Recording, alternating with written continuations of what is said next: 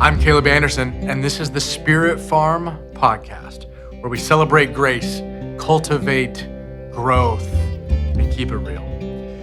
As we are keeping it real, we're talking about the real things in our lives, and we're talking about them in authentic ways. Just saying we're not going to be fake, we're not going to pretend. This is the deal. Hope it helps. We want to grow in all facets of our life, and we want to talk about things that are relevant and right now. To that end, did you know we are coming up on Valentine's Day? Valentine's Day is creeping up. Gentlemen, you're welcome for the reminder. And so I wanted to talk for a few moments today about Valentine Lies. This is going to be relevant no matter when you listen to it, because we're really talking about the idea of love and relationship. But Valentine Lies specifically because there are things that we tend to believe when there is a hyped up thing in culture that we are supposed to buy into, subscribe to, get on board with, and it creates pressure and expectation that can mess with our minds. Now, I'm going to give you 4 Valentine lies, and I want you to hang with them. I'm going to tell you what they are up front. Just in case you want to blow some of them off, you can skip ahead to one of the other ones. But I promise you, at least one of these, the way I'm going to talk about it is going to be relevant to you, no matter where you are in your life right now. I'm going to tell you what the 4 are, and then I'm going to come back up. We'll talk about each one of them in sequence. The first lie is that you can ignore Valentine's Day. You can't. The second lie is, I'm not lovable.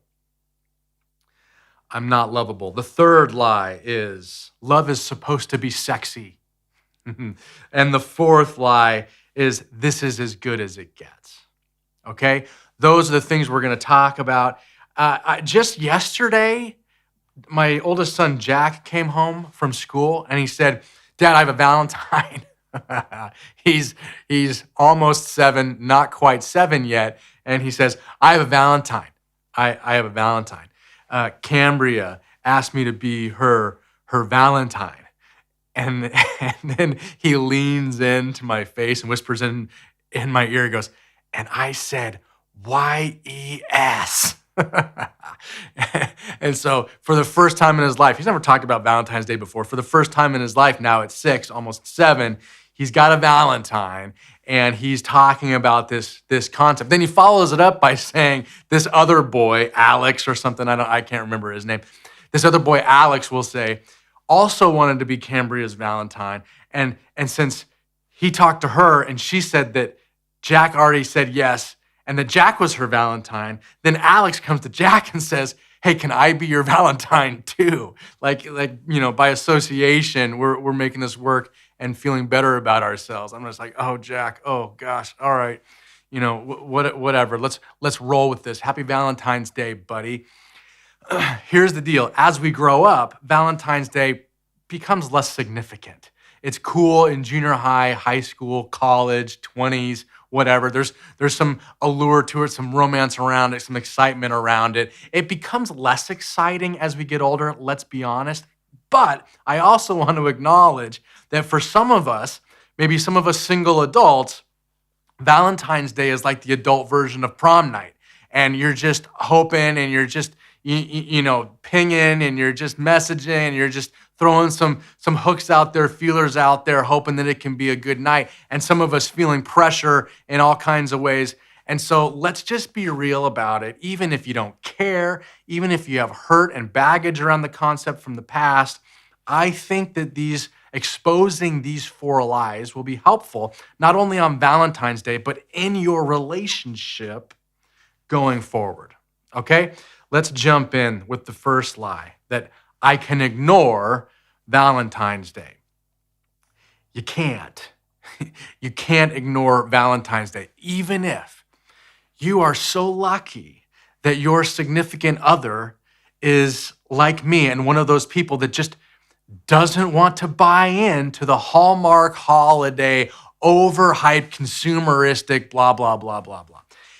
Even if you're that lucky, you still can't ignore it because there are expectations even when the person tells you there are no expectations. So you want to have an honest conversation. Let's just say that you're in a relationship. We'll talk about if you're not in a relationship next.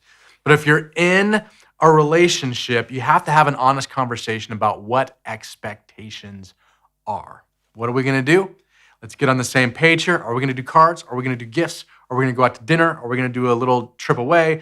How are we going to treat this? Can we be on the same page here? I just want to have an understanding. And maybe he or she will say, well, I just want you to surprise me. This is your year and you plan it and you do it. Okay. Well, tell me, this is a little tip. Tell me like what has meant the most to you in the past. You know, when we've done Valentine's Day or when you had cool Valentine's dates in the past, what have you liked? What have you appreciated? What's exciting? Hopefully they give you a little bit so you know what the underlying expectations are. Next, even if the expectation is that there's no expectation, even if that's stated, you have to ask yourself who this person is based on what you know about this person.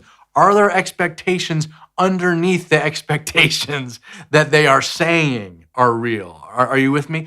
Because my lovely wife, Hillary, has told me in the past that we're not gonna, there's no expectation, there's no present. We don't do, let's not waste our time and do cards. We don't want to compete and go reservation. It's too crazy out there on the 14th. We can do something else. But then when I was an idiot and I just listened to face value and didn't get the card, it was disappointing. And even though she said she didn't really care, she sort of also kind of did and wished that I would have written a little bit of a note, which, by the way, why wouldn't we? Why wouldn't we leverage this opportunity to celebrate the person that we love? Even if we want to just kind of like brush off the consumeristic madness, why wouldn't we just take an opportunity to say, but also, I want you to know that I love you, I care about you, I'm for you, and I was thinking about you. We're just going to go out to dinner on the 12th, you know, or whatever the case may be. So have that conversation, understand what the expectations are that you are dealing with, and have clarity on, are we celebrating on, is there an expectation to go out on the day, different day, what are we doing? It's cool. All right, now if you don't have a date, if you don't have that significant other in your life right now, you want to be honest with yourself and have a plan. Maybe you don't have a date because you don't want that in your life right now, and you are focused on career, you are focused on the kid, you are focused on whatever it is that you need to be focused on in your life right now. That's fine. But again, we're not going to ignore it, and we're not going to pretend that maybe there aren't some subconscious thoughts and some underlying feelings happening below the surface. We want to be just real so it doesn't sneak up on us and then all of a sudden we feel like crap and we make poor decisions. So be honest with yourself and make a plan ahead of time. Maybe there's been a recent death or a loss, and so you know that you need to prepare your heart for holidays like this. Maybe there's been a recent breakup. Maybe there's something else that's traumatic in your life right now, and the idea of Valentine's Day, you know it might spark something difficult inside of you. Let's prepare. Let's make some plans out in front. Let's get with some people that maybe are on the same page or that understand the season that you're in and can support you. People that are going to support you and not just take you out and get you sloppy. People that are going to pump you up and not pimp you out.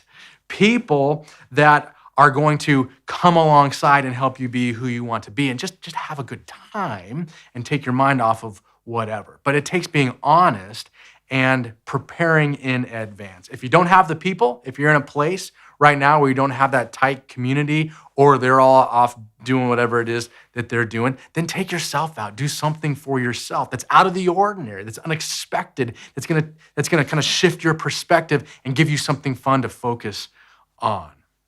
Be honest, plan ahead, because you can't just ignore it. All right, that's lie number one. Lie number two is I'm not lovable. I'm not lovable. That's a hell-shaped lie that you can't even allow in your brain for a second. Reject it, move on. Maybe you're in a dry spell. Maybe you are recently have gone through a breakup or a divorce. Maybe you just hate Valentine's Day and it's never made sense or it's never mattered. Whatever the situation is, focus on what's true. Don't let your mind go to the dark side. Don't let your heart just kind of fall into despair. Focus on things that are true. You are loved and you are never alone. We are learning from the experiences of the past. We are using pain to remind us that there is a creator God who loves us, who cares. The scriptures say that God is close to the brokenhearted. So if you are feeling brokenhearted, if you are feeling depressed, if you are feeling sad, God's everywhere all the time, but there is something extra. God leans in a little bit more when our hearts are broken, when we are hurting. So sense that, experience that, feel that. Allow your creator, your spiritual, your heavenly Father to put his arms around you and let you know that you are not forgotten, you are not alone, and you are loved as you are. Yeah, you're a work in progress. There's some things that you're going to grow into, but as you are right now in this moment, you are wholly loved, you are special and unique, and God has great plans for you, great things in store for you. Even if the men or the man in your life has disappointed you, even if the woman in your life has made you feel less than or alone, you are not alone, and you are not unlovable. Be still for a moment and sense your creator whispering to you.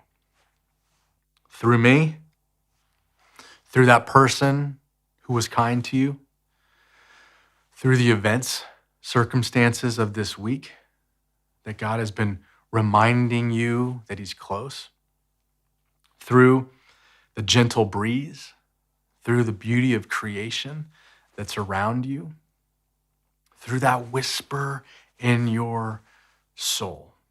Embrace it. Believe it. You know in the core of your being that you're not alone, that you were created for relationship, first with the God who created you. Second, he'll bring other people into your life at the right time. And we're preparing, even right now and in this moment, to be the kind of person that can walk into a healthy relationship in the near future. You are loved and you're never alone. Line number 3, love is supposed to be sexy. Love can include sex, but most of the time, love isn't sexy. The perfume and ED commercials are leading us astray. That's a part of it. That's the romantic side of it. There's an exciting element to it, but in the long run, in the everyday, on a Tuesday, when you're trying to figure out life with 3 kids running around and with job loss and disappointment and the car breaks down, love isn't sexy most of the time. In real life, love ages, by the way, and our bodies age too. But would you believe it? Even as our bodies age, even as we get less sexy, our sex life can even increase and get better when we understand what love is, when we understand the choices that love makes, when we understand the commitments that love sticks to, when we understand that love creates a sense of belonging where we feel like we are home and accepted and embraced and forgiven no matter what, that this is where we belong, that we are together, that we are home. And it's just a glimpse, it's just this little glimpse of the eternal and all-encompassing love that our God has for us, but he gives us a glimpse through human beings, through our imperfect love. Here's what love is. Love is patient, even when the other person is slow to change. Love is kind, even when the other person is harsh. Love does not envy. It does not boast. It is not proud. Love does not dishonor others, even when you're disrespected.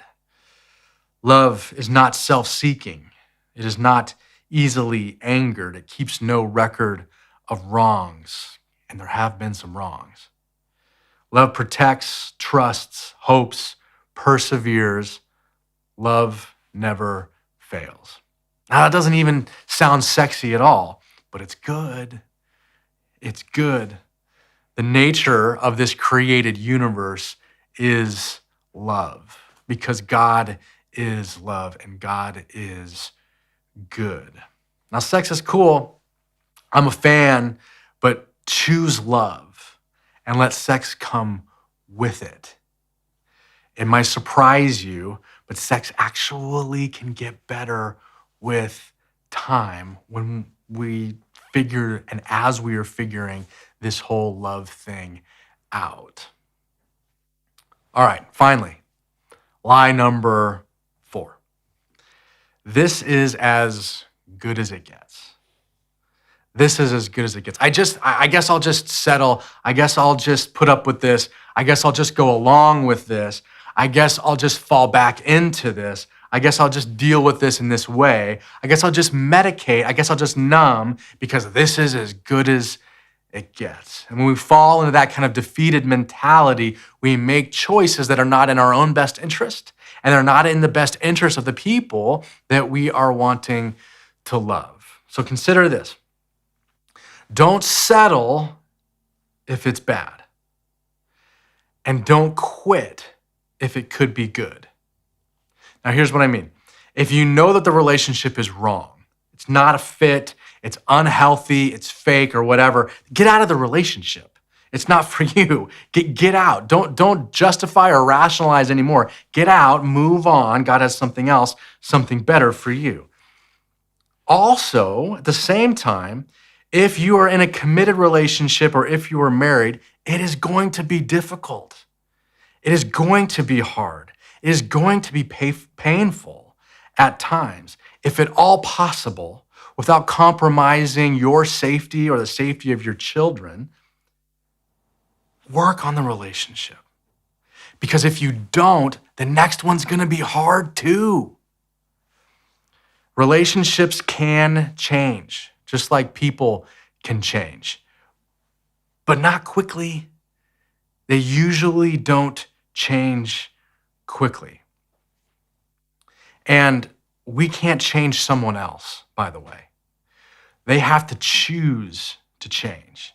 They have to want it. They have to walk it out. And the way to inspire someone else to change is to be the one that's willing to change, to be the one that's taking steps toward growth and to lavishly throw grace upon grace on the other person, because it's grace and kindness and compassion that move me to want to be different. The scriptures say that it's kindness that leads us to want to change our minds, to change our ways, to turn around and go a different direction. Hillary, my wife, she does that for me. When I screw up, when I hurt her, when I say something hurtful, it pushes me kind of more toward callousness if she reacts in a similar way. But so often she reacts in love and compassion and grace. She tells me, hey, you're not speaking very nice to me. But she's created a home and environment where I know that I'm loved, where I know that I belong, where I know that I'm forgiven, and she's forgiven me much in our marriage. And that compels me, because it helps me to break out of my head and into my heart and see and feel this love that's being expressed to me. That compels me to want to be different. That compels me to want to love in a similar way. It's kindness, it's grace, it's mercy, it's forgiveness that gets our attention. So you can't change somebody else, but man, if you can get there, if you can rely on the love that God has for you and the grace that he has for you, and you can extend that kind of grace to somebody else, that's your best shot. That's your best shot of seeing actual life change, of seeing your relationship change over time. Kindness, grace, compassion, unconditional love. Those are the things that our souls are desperate for and that move us in the direction that we want to go. Of course, with unconditional love and belonging also come boundaries. We just have to be real about that. There's a tension there. Unconditional love, unconditional belonging, and also boundaries. Just this morning with my 4-year-old Henry, he was not staying in his chair. And I was telling him nicely, Henry, stay in your chair. I made you this delicious shake. Drink your shake before school. Come on, Henry, let's get back to the chair. Henry, you're down, get back in the chair. And every time I had to tell him to get back in the chair, my voice is getting a little bit higher, a little bit louder, and a little bit more aggravated. And the third time I say, Henry, if you get out of that chair again, I'm going to give you a consequence. And I see him look up, and it's not quite like fear yet because he knows me and he knows that I love him. I'm not going to fly off the handle and hit him or something crazy. But he looks up to test, like, how angry is Dad? Like, does he really mean this? Or can I get off the chair again and still be okay? And he just kind of looks up to do a little gauge, a little test. And I caught myself, I heard myself, and I realized I sound angry. I'm starting to lose control a little bit. I don't want to hurt this kid. I don't want this to be our relationship. I don't want this to be the pattern where he presses all of a sudden until I lose control. And so this is not always the case, but in this moment, I made a good choice. And I went and I sat down next to him. I said, Henry, come here. And he came over and he got in my lap. And I said, Hen, I'm going to give you a consequence that you're not going to like if you get out of your chair again. But here's the deal, buddy. You know I love you. You know you belong here. I'm your dad. This is our home, no matter what. I love you no matter what. And I'm your dad. My job is to help you grow up and make choices to become all that you can be. So I have to help you learn. Do you understand what I'm saying? He goes, yes, Dad. So I just want you to sit here because this shake is good for you and it's going to give you energy for your day. Can you just drink 2 more sips, Hen? Just 2 more good sips? He goes, sure, Dad. He crushed the rest of it. Just like that. He drank the whole dang thing. He had taken like one little tiny sip in the last 20 minutes. And then when I had a heart-to-heart, when I broke through the head and got to the heart, and I showed him, yeah, that there's boundaries and consequences, but it's also the root of it is love, then he just did it. And he wanted to. And it's just a stupid shake, but you get the point. Unconditional love, unconditional belonging, and boundaries. If you push this, here's the consequence. Also, I love you. I love you. I want the best for you. I want to be in this with you. I want this relationship to work. I want this to last in the long run. I want to be committed to you. I'm imperfect. You're imperfect, but let's be in this together. Here are my boundaries. I hope you understand them. I hope you respect them. We can work on these together as we talk about expectations and all that kind of stuff. But here's the foundation, is that I want you to understand the incredible, lavish love and grace of the Creator God, because I'm still trying to figure that out for myself. And you help me see it, so I want to extend it to you. That's what it looks like. So don't be confused. Your relationship can get better. And if you're not in a relationship, you're okay as you are. You know that, but feel it. Feel it. You are loved. You are not alone. God has good things for you. Let's be honest with ourselves. Let's plan ahead. And let's be people who just pour out love and grace on the people that are close to us. I hope that's helpful. Happy Valentine's Day. See you in the next episode.